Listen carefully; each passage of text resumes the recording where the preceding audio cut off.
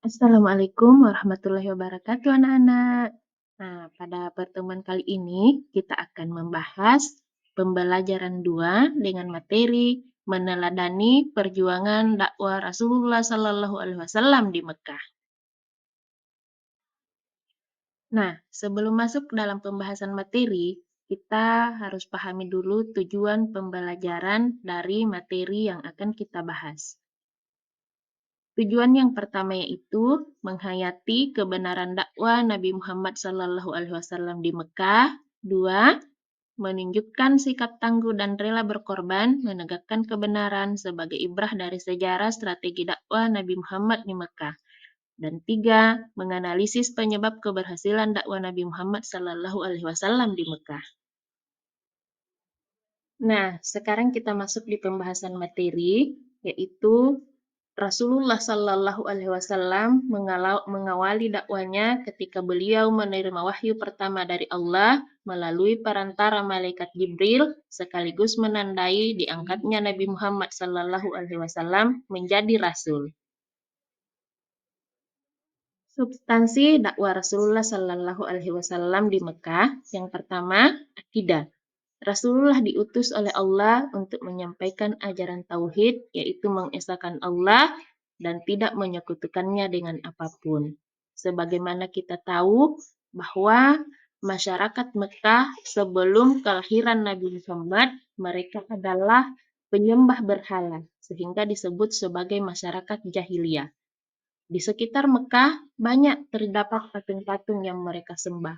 Ada yang diberi nama Lata dan Uzza. Sehingga Rasulullah Shallallahu Alaihi Wasallam diutus oleh Allah untuk menyempurnakan akidah para penduduk Mekah. Yang kedua adalah akhlak mulia. Rasulullah Shallallahu Alaihi Wasallam adalah teladan yang baik dan patut kita contoh. Rasulullah Shallallahu Alaihi Wasallam diutus oleh Allah ke muka bumi untuk menyempurnakan akhlak, di mana masyarakat Mekah pada saat itu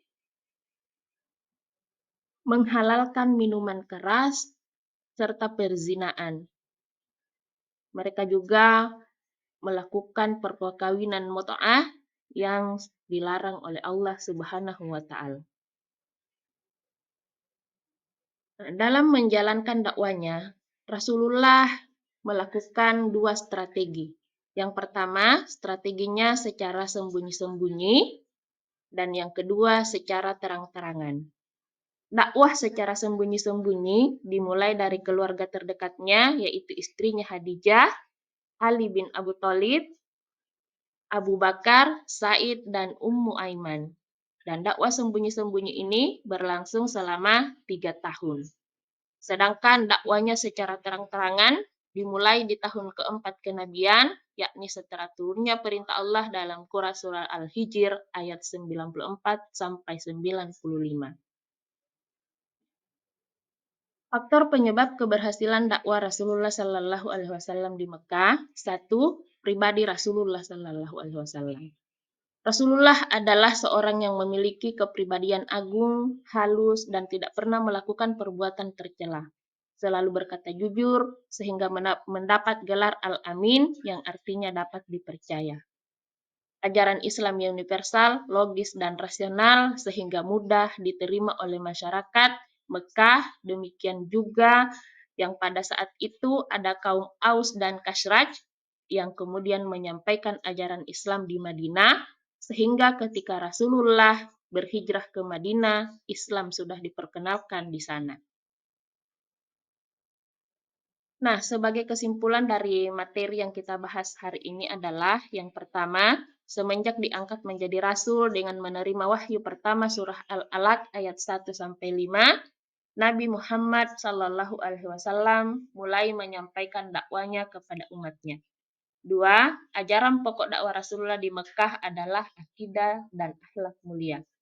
Sementara yang ketiga yaitu strategi dakwah Rasulullah ada 2, yaitu secara sembunyi-sembunyi dan secara terang-terangan.